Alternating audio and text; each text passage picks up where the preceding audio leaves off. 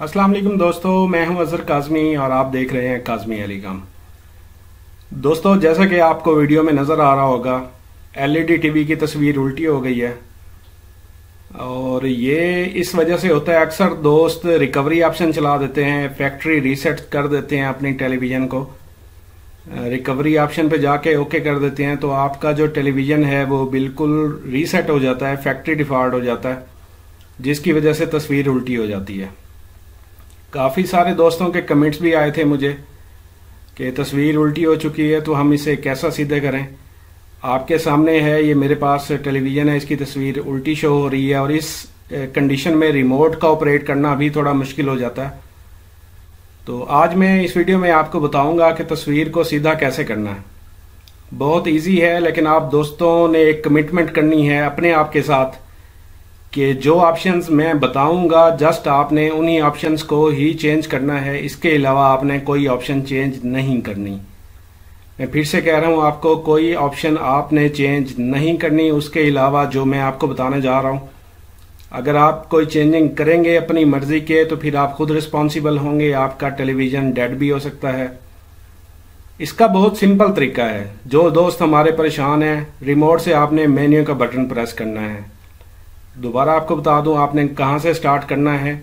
इसके original remote से आपने मेन्यू का बटन प्रेस करना है।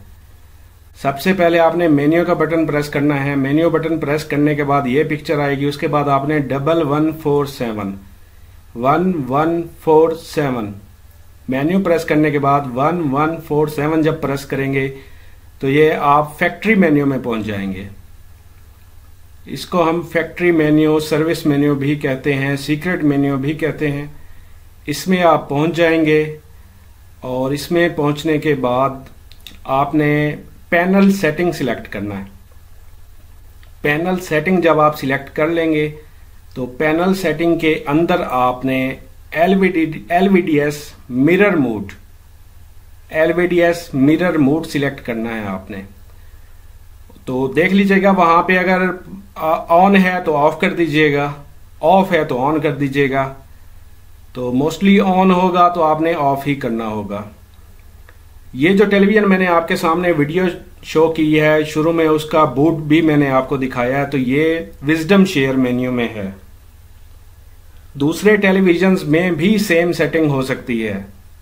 एलवीडीएस मिरर मोड या खाली मिरर मोड होगा या मिरर होगा, इस किस्म की सेटिंग्स आपको मिलेंगी। तो आपने इस सेटिंग को चेंज कर देना है। उसके बाद आपने रिमोट से अपनी टेलीविजन को पावर ऑफ कर देना है। ये मैंने पावर ऑफ कर दिया है। पावर ऑफ करने के बाद इसके नीचे जो स्टैंड बाई वाली लाइट ग्लो करती रहती है, ये जो आपके सामने इस वक्त ग्लो कर रही है, इसको मुकम्मल तौर पर ऑफ होना चाहिए। तो हम अपना स्विच निकाल देते हैं। स्विच निकाल के वेट करें। ये दोस्तों मैंने कुछ तस्वीर उल्टी थी, इस वजह से आपको जो है फैक्ट्री मेन्यू सही नजर नहीं आ रहा होगा।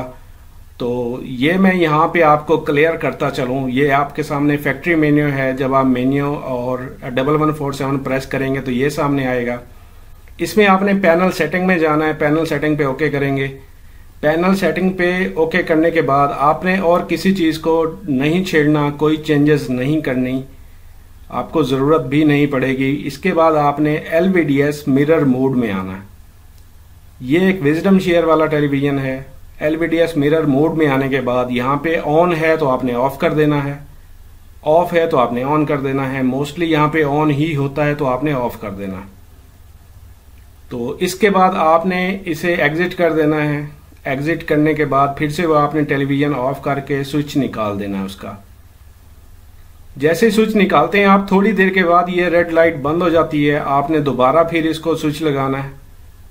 स्विच लगाने के बाद आपने दोबारा इसे पावर ऑन करना है। ये जैसा कि आपको वीडियो में नजर आ रहा है, ये चैंगहोंग रूबा का एक मॉडल है, लेकिन जो इसमें बोर्ड है, मेन्यू है, वो विजडम शेयर की है।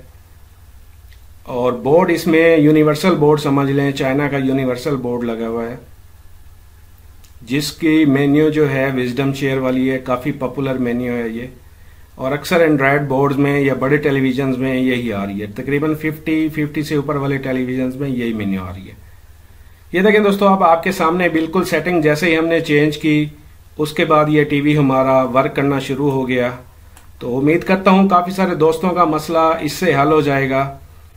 अगर फिर भी आप दोस्तों के जहन में कोई सवाल हो विजडम शेयर टेलीविज़न के बारे में, इसकी सर्विस मेन्यू के बारे में, या इससे अलावा भी अगर आपके जहन में कोई सवाल हो तो आप कमेंट कीजिएगा। इंशाल्लाह मैं आपको रिप्लाई करूंगा और आप लोगों के मसाइल हल करूंगा। ओके जी, अल्लाह हाफिज़।